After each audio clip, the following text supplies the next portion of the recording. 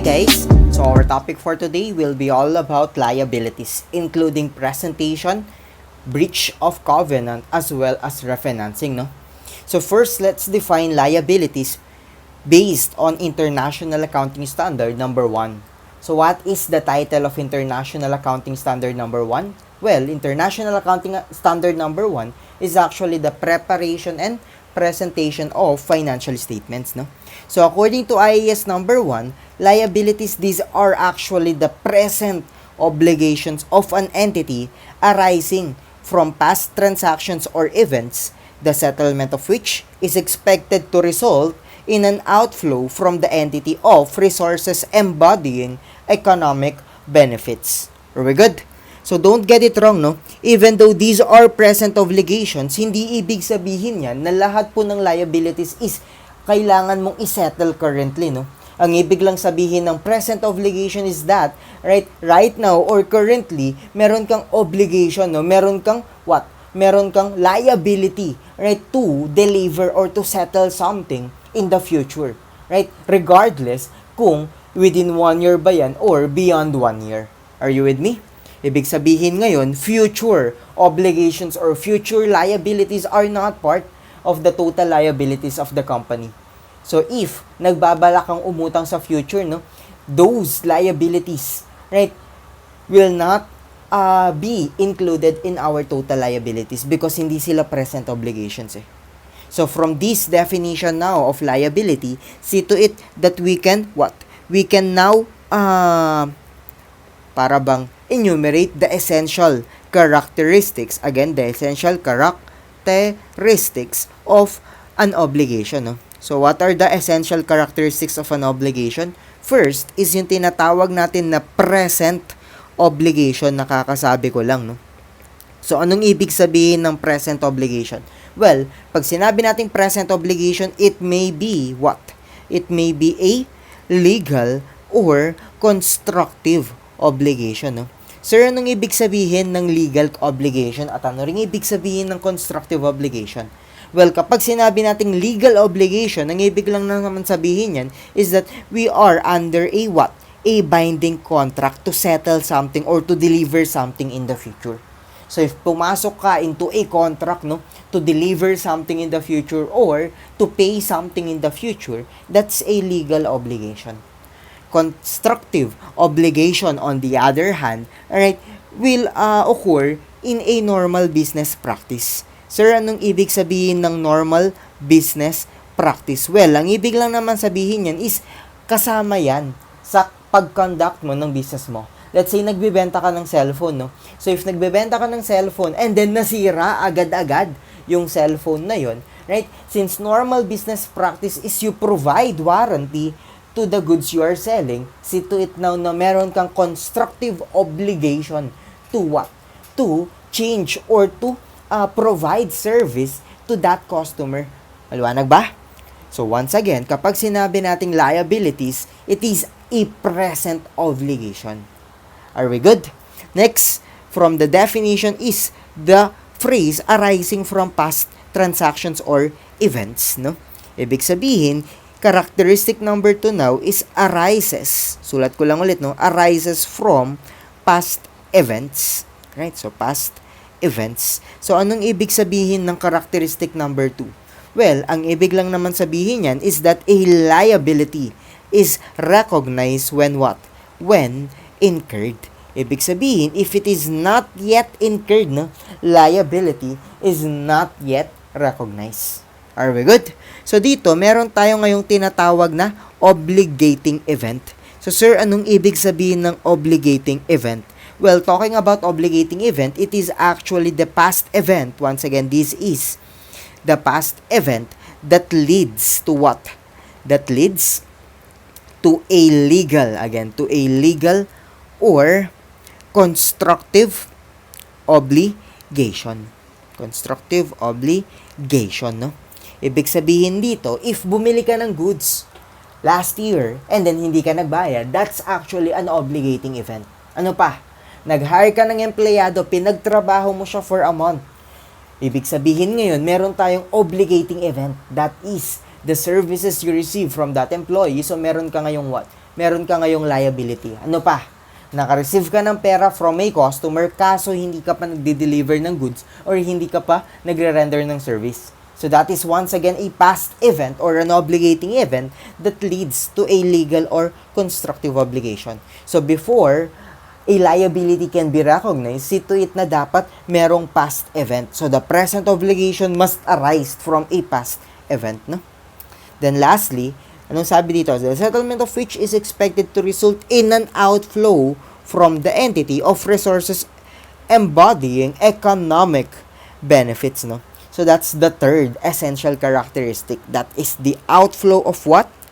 Of future economic benefits. Again, outflow of future economic benefits. Are we good? So, anong ibig sabihin yan? Well, ang ibig lang naman sabihin yan is may lalabas sa atin na assets or economic benefits, no? So, sir, paano mangyayari yun? Whether magkakaroon ng payment of money in the future, ano pa? Well, possible din naman na meron kang obligation to transfer what? To transfer non-cash asset, no? So, transfer of non-cash asset. Anong example niyan, sir? Well, as an example of this will be the dividend in kind or yung tinatawag na atin na property dividend. Right? So, sa property dividend, you have an obligation to transfer a non-cash asset to your shareholders, no? Well, payment of money, example niyan will be the issuance of notes payable, loans payable, or the declaration of a cash dividend. Pero lagi mong tatandaan na declaration of a share dividend will not constitute an obligation. Why? Hindi yun liability because wala ka namang obligation, no, to transfer money or non-cash asset.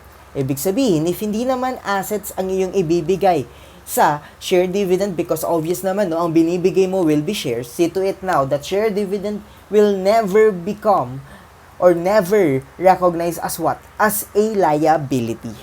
Are we good?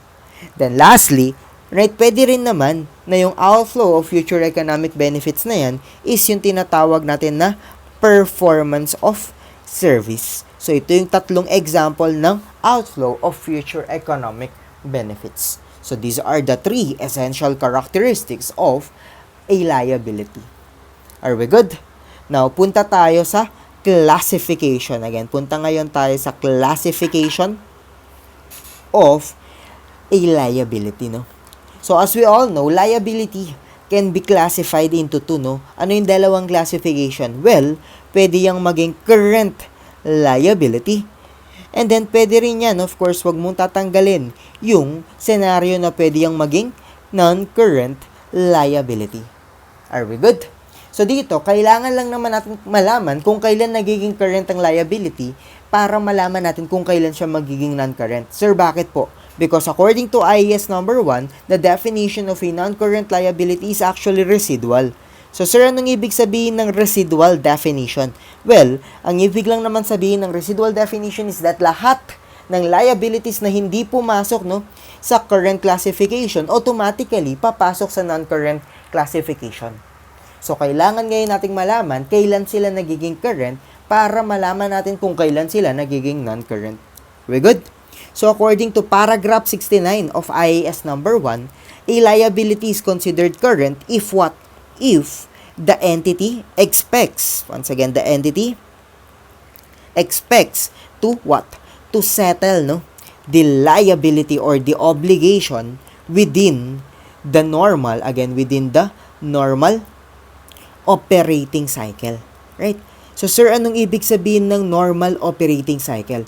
Well, kapag sinabi nating normal operating cycle, from the word itself, it is a cycle, no?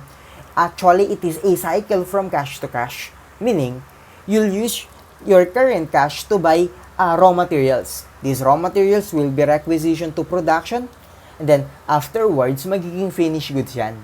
These finished goods will be what? Will be sold to customers, so magiging accounts receivable sila. Then these accounts receivable will be collected, so magiging cash ulit sila. Kaya siya natawag na cycle because pa-ulit-ulit lang yon from cash to cash. You with me? Ibig sabihin ngayon, if we are a dealer of car, no, sabihin na natin tayo si Honda. So if tayo si Honda, see to it now that our normal operating cycle may be 5 years because normally, 5 years pa ang lilipas bago natin makolekta yung buong selling price. So, ibig sabihin, kapag meron ka ngayong nakitang what? Kapag meron kang nakita na notes payable or accounts payable and that is trade, no?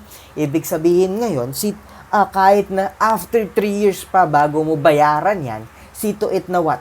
See to it na current pa din yan. Maliwanag? So, kapag si Honda umutang siya, no, sa supplier niya ng parts, see to it na kahit after 4 years pa bago niya bayaran yan, current pa rin yung accounts payable na yon kasi pasok siya sa normal operating cycle ni Honda, which is 5 years.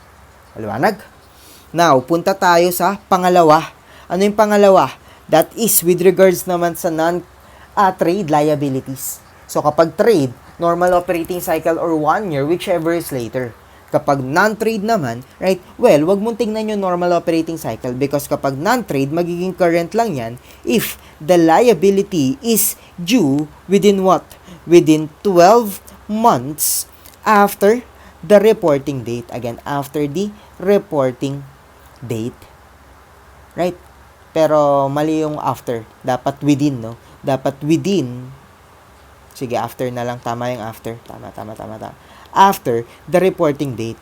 So, anong ibig sabihin ng sentence na yan? Well, ang ibig lang naman sabihin yan, if, right, we are expecting to settle the liability within 12 months, no? After the reporting date, ibig sabihin, if our reporting date is December 31, then, within 1 year, no? Ibig sabihin, from January 1 to December 31 of the following year, ine-expect mo na masettle na yan, it will still be a current liability. Obvious yun, no? Ito yung pinaka-obvious. Kapag 1 year or less yung maturity date niyan, current yan. Malilito ka lang dun sa una, kasi dun sa una, baka kasi akala mo, kapag lumagpas ng 1 year, wala nang chance maging current. Meron pa din po. Maliwanag? Then last but not the least, is kapag yung liability is what? Is held for trading. So, if the liability is actually held for trading, asahan mo ngayon na automatically magiging current liability po yan.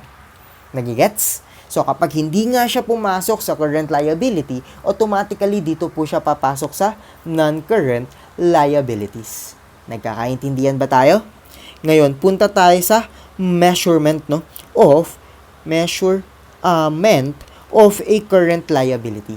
So, what's the measurement of a current liability? Well, conceptually, once again, kapag sinabi natin conceptually, this is the ideal measurement, no?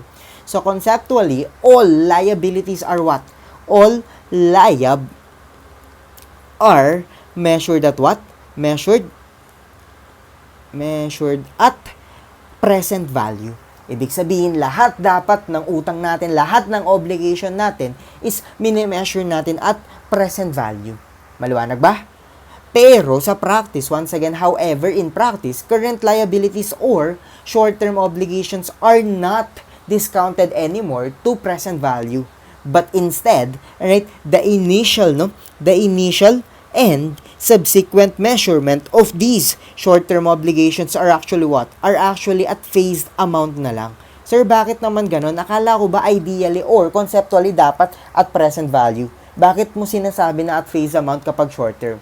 Because, right, the only reason, once again, the reason is that the discount or the difference between the phased amount and the present value is usually immaterial lang. And therefore, if immaterial lang yan, ini-ignore na natin. So, kapag current lang yan, right, we can measure it initially and subsequently at phased amount. You with me? Sir, paano kapag non-current liability na yan? Well, kapag non-current liability na yan, its measurement will be different because this time, wala na po siyang takas doon sa conceptual measurement natin. Ibig sabihin ngayon, the initial measurement of a long-term liability or a non-current liability will be its present value. So, present value po natin yan, i-measure. Then subsequently, again, the subsequent measurement of a non-current liability will be what? Will be its amortized cost. That is in accordance with what? In accordance with IFRS number 9. Are we good? So, amortized cost is actually what? Is actually measured using only the effective interest method. Again, using only the effective interest method because that is the sole method prescribed by IFRS number 9 in amortizing any financial liability. Nagkakaintindihan ba? Unless of course, walang effective rate na given. So if walang effective rate na given, if that's the case, right? Well, wala tayong ibang choice but to amortize the liability using the straight line method. Pero hanggat may pagkakataon na magamit si effective interest method, always nating gagamitin si effective interest method. Nagkakaintindihan ba tayo doon? Ngayon ganito, what if meron tayong liability due to be settled within 12 months? Again, meron tayong liability that is due to be settled within 12 months. So anong meron kapag kaganyan? Well, if we have a liability that is due to be settled within 12 months, as a general rule, once again, as a general rule, the classification of this liability is what? The classification is current. Malamang 12 months na lang eh. Pero, see to it na meron po tayo ditong exemptions to the general rule, no? Once again, we have exemptions to the general rule. So, what are these? Well, dalawa yan, no? Una, if the entity, once again, una is kapag yung entity. So, if the entity has the what? Has the discretion, no? Has the discretion to refinance or, right, roll over an obligation for at least what? For at least 12 months after the reporting date. Reporting date. Once again, reporting date is our balance sheet date, no? Meaning, yan yung cut-off date natin. Normally, reporting date is December 31, especially if we are using the calendar method. Pero kapag ginagamit natin yung natural business year or yung fiscal year na tinatawag, pwede siyang hindi maging December 31. So, kailangan mo muna yung tignan sa problem, no? So, if the entity has the discretion, anong ibig sabihin ng discretion? Meron siyang choice. Again, ibig sabihin lang ng discretion, meron siyang right or meron siyang choice, no? To what? To refinance or roll over. Kapag sinabing refinance or roll over is ulitin yung maturity date niya, no? So, if meron siyang discretion or right to refinance or roll over an obligation for at least 12 months after the reporting date, anong ibig sabihin ng 12 months after the reporting date? Well, ang ibig lang naman sabihin yan is kapag ang reporting date is December 31, see to it na yun 12 months after the reporting date na yan. So, lagyan natin ng year. December 31, 2020, ang 12 months after the reporting date na yan will be on January 1, 2022. So, if that's the case, na meron siyang discretion to refinance or roll over an obligation for at least 12 months after the reporting date, see to it na magiging non-current na siya. That's why even though the liability is due to be settled within 12 months, kaya siya naging exemption kasi nga magiging non-current na siya. Liwanag? So, itong mga exemption na to, ang liability magiging non-current po siya. So, sa general rule, current siya. Pero kapag meron tayong discretion to refinance or roll over an obligation for at least 12 months after the reporting date, magiging non-current liability po siya. Liwanag? So, next, what if wala ka namang discretion, no? Wala kang right to roll over an obligation for at least 12 months after the reporting date. Meron pa bang pangalawang exemption? Meron pa. So, ano po yun? Yun yung refinancing agreement, no? So, meron tayong tinatawag na refinancing agreement on a long-term what?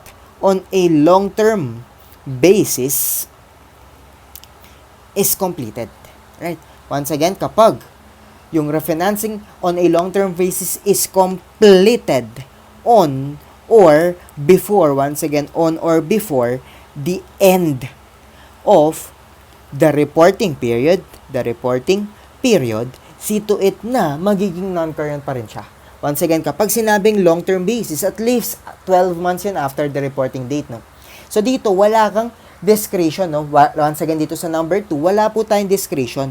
Kaso, yung pinagkakautangan natin at ikaw, pumasok sa agreement to a refinancing agreement, no? On a long-term basis, and nangyari yun or na-complete yun on or before the end of the reporting period, asahan mo na magiging non-current ulit ang obligation kahit na due to be settled siya within 12 months.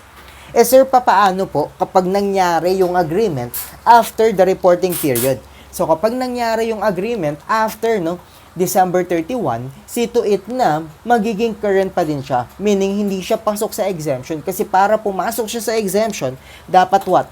Dapat nangyari yung agreement on or before the end of reporting period. Meaning, on or before December 31.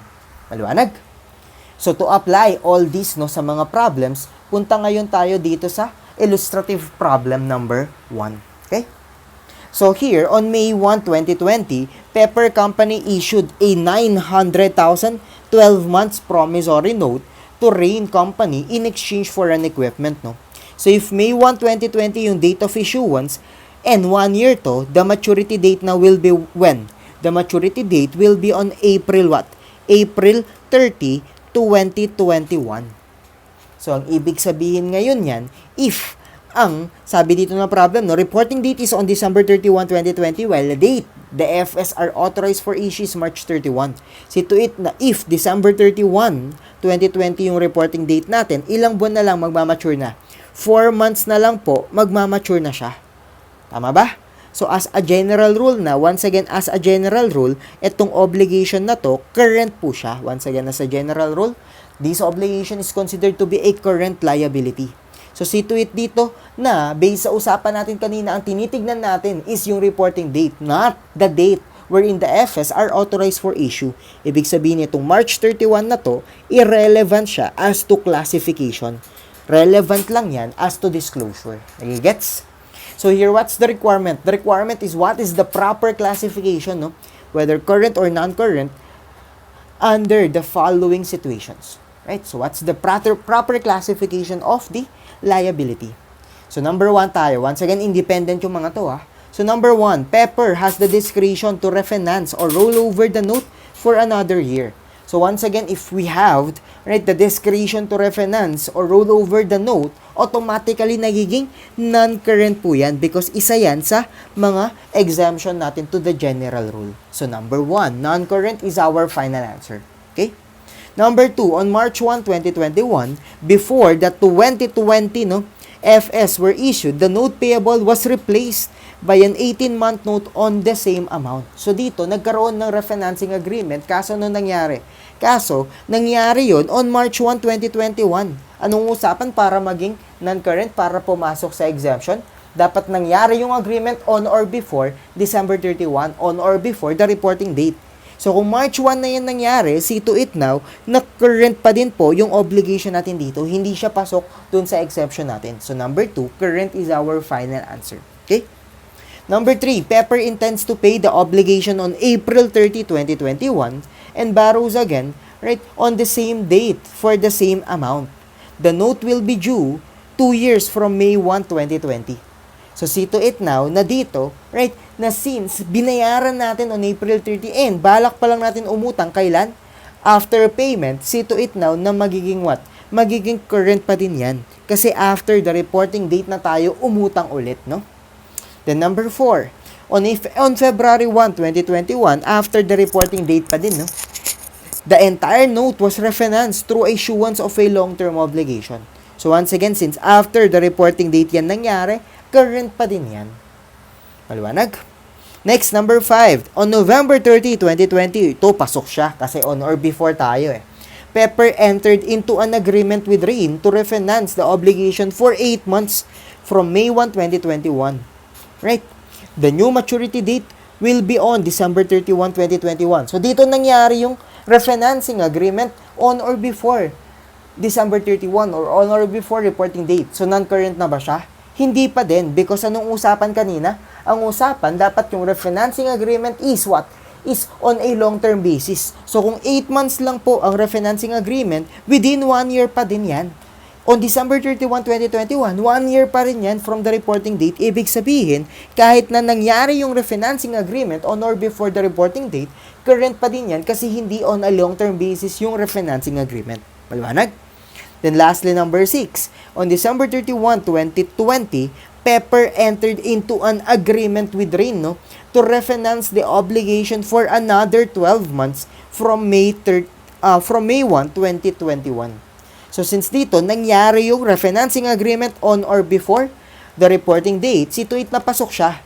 sa unang requirement, that is on or before reporting date, dapat mangyari yung agreement. Then, pasok din siya sa pangalawang requirement. What is that? Dapat long-term basis or on a long-term basis natin ito, refinance. At 12 months yan from May 1. Ibig sabihin, the new maturity date, no? Once again, the new maturity date here will be on what?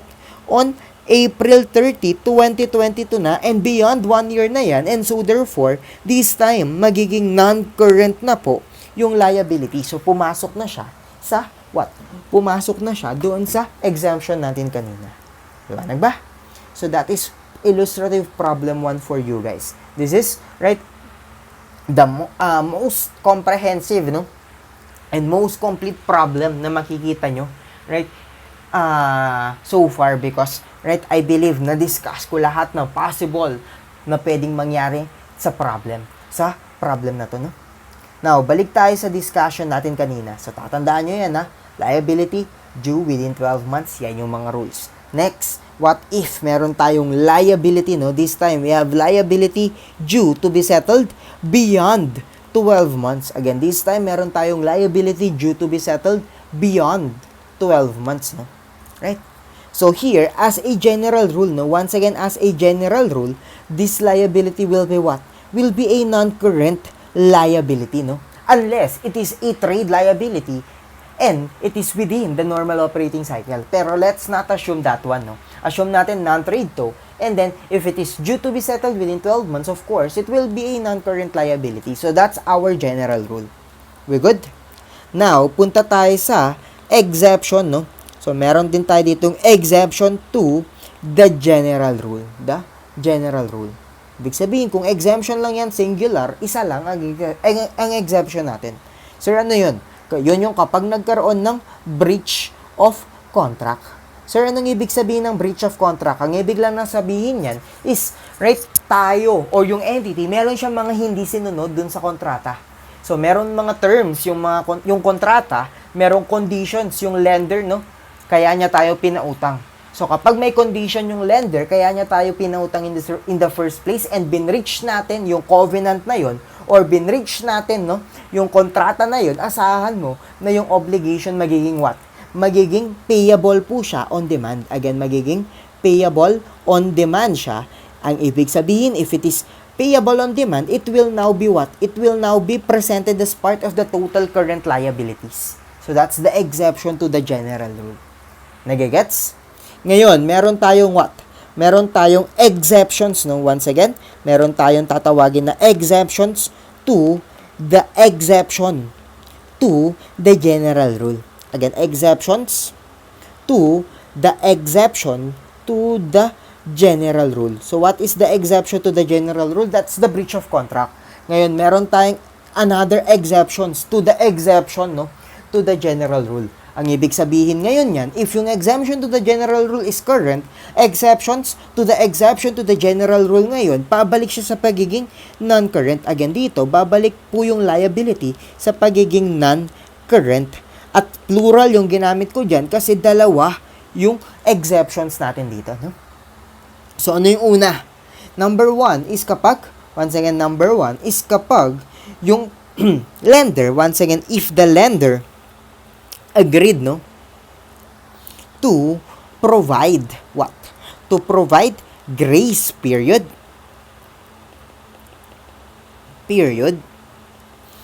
of 12 months, again, of 12 months after the reporting date. Again, 12 months after the reporting date, pero hindi pa yan tapos. Baka malito ka dyan. Dapat yung grace period binigay kailan? On or before, again, on or before the end of reporting date. On or before the end of reporting date, which is, once again, reporting date is our balance sheet date. Liwanag? Once again, magiging non-current pa rin po or babalik sa pagiging non-current yung liability if yung nagpautang sa atin or yung lender nag-agree na bigyan tayo ng grace period. Anong ibig sabihin, sir, ng grace period?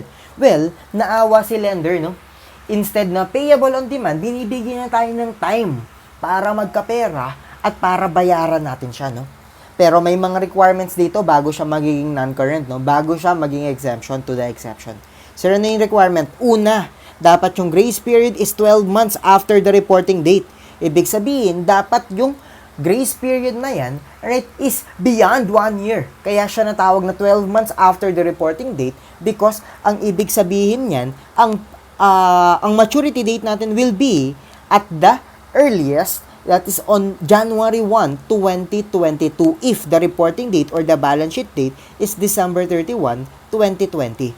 So if the balance sheet date is December 31, 2020, dapat yung grace period na ibigay is at least 12 months after this. Meaning at the earliest, that is on January 1, 2022. That's the first requirement, no? The second condition para magamit mo to or para maging non-current pa rin yung liability is dapat yung grace period na yun binigay kailan? Binigay or napag-agreehan on or before the end of reporting date. Ibig sabihin, kailangan mo ulit malaman kailan yung binigay. So if binigay yun, no, after December 31, hindi po siya magiging exemption. Ibig sabihin, dito siya may iwan sa exception to the general rule, meaning current liability po siya. Maliwanag? So that's the first exception to the exception to the general rule. Okay? Now, punta tayo sa pangalawa. Ano yung pangalawa? That is if the lender agreed, again, the lender agreed to what? To waived, right? The breach of covenant, no? The breach of covenant. Pero dapat nangyari yan kailan? Nangyari yan on or before the end of reporting date. So if the lender, no, once again, if the lender, right, agreed to waive the breach of covenant on or before the end of reporting date, still, magiging non-current po yan. So, anong ibig sabihin ng word na waive? Ibig sabihin, finorgive ka na ni what? Ni lender, no? Binigyan ka ng second chance ni lender. Nagkakaintindihan ba? So, pag binigyan ka ng second chance ni lender, asahan mo ngayon na, right, as if hindi nangyari yung breach of covenant. So, as if hindi nangyari yung breach of covenant, ibig sabihin, magiging non-current pa din yung obligation. Maliwanag ba yan? So, hopefully, nagkakaintindihan pa tayo, no? So, to apply all this now, no? Doon sa problems, number 2 natin, which is, again, a problem that I made for you guys kasi gusto ko, no? Hindi nasasayang yung oras mo sa kakapanood ng mga videos natin dito sa YouTube, right? So, I'm doing these videos, alam naman natin, voluntarily, alright? Hindi po ako kumikita dito sa YouTube, no? So, whether, kahit na may mga napapanood kang ads, ano yung ads na yun, anong kapalit, right? That's actually, that's actually $0.5 per day, no? That's actually 25 pesos a day. So, nagpapakapagod ako dito para matuto ka. So, dahil nagpapakapagod na ako dito para matuto ka, since voluntary and for charity purpose naman to, sulitin na natin, no? So, I'm making time as well to make problems para maging comprehensive talaga yung discussion natin. So, hopefully, na-appreciate mo yun, no? So, apply natin yung napag-usapan natin dito sa illustrative problem number 2. So, here in illustrative problem number 2, on May 1, 2020, Pepper Company issued a 900,000 2-year promissory note to Rain Company in exchange for an equipment. Reporting date is on December 31, 2020 pa din, while the date the FS are authorized for issue is on March 31, 2021. Alright, March 31, 2021, syempre. Okay? So, dito, kung 2-year yan, from May 1, 2020, ibig sabihin, the maturity date will be on when? The maturity date na will be on April 30, 2022, no? Ibig sabihin, if December 31, 2020, yung reporting date natin, beyond 1 year yan. Once again, this is beyond 1 year. And since this is beyond 1 year, as a general rule now, this liability is actually classified as non-current. Again, this liability now, as a general rule, is actually a non-current liability. So, what's my requirement here? Same thing, no? What's the proper classification of the liability? Whether current or non-current under the following situations. Okay? So, number 1, Pepper intends to settle the note on the maturity date. So, if Pepper intends to settle the note on the maturity date, see to it na magiging non-current pa din yan. Hindi natin babaguhin kasi wala naman nangyari. Kailan lang siya magiging current? Kapag may breach of covenant. Wala namang breach of covenant dyan eh. Next, on April 30, 2021, Pepper entered into an agreement with Rain to refinance the obligation for another 2 years from the date of maturity. So, sir, paano yan? Current na ba yan? Kasi nangyari yung refinancing agreement on April 30, 2021. Situate dito na non-current pa din yan. Sir, bakit? Sabi mo kanina. Right? Kapag nangyari yung refinancing agreement on or before, no? On or before the reporting date, magiging current na yan. Well, applicable yun for a current liability, for a liability that is due to be settled within 1 year, no? So, kahit napalitan ko yan ng April 30, 2020, non-current pa din yan kasi, right, asahan mo na kahit na hindi mangyari yung refinancing agreement na yan, as a general rule, non-current ito eh. So, kahit na hindi yan mangyari, beyond 1 year pa rin yung settlement nito, so mananatili siyang non-current. Liwanag? Next, number 3, on March 1, 2021, no, Pepper breaches a covenant related to the obligation and the loan becomes payable on demand. So, dito na nangyari yung breach. On the same date, Rain agreed to give Pepper a grace period of 1 year from the date of breach, no? So, situate here na kailan nangyari yung breach. Nangyari yung breach of covenant on March 1, 2021. So, asahan mo na after the reporting date na yan. Since after the reporting date na yan, asahan mo ngayon na no effect yan. Wapakels tayo dyan. Kasi dapat nangyari yung breach of covenant during the reporting date pa din. So, magiging non-current pa din po itong number 3 na to. Maliwanag? Now, punta tayo sa number 4. What's number 4? Number 4, on November 1, 2020, Pepper breaches a covenant once again. So, dito nangyari na to within the year, no?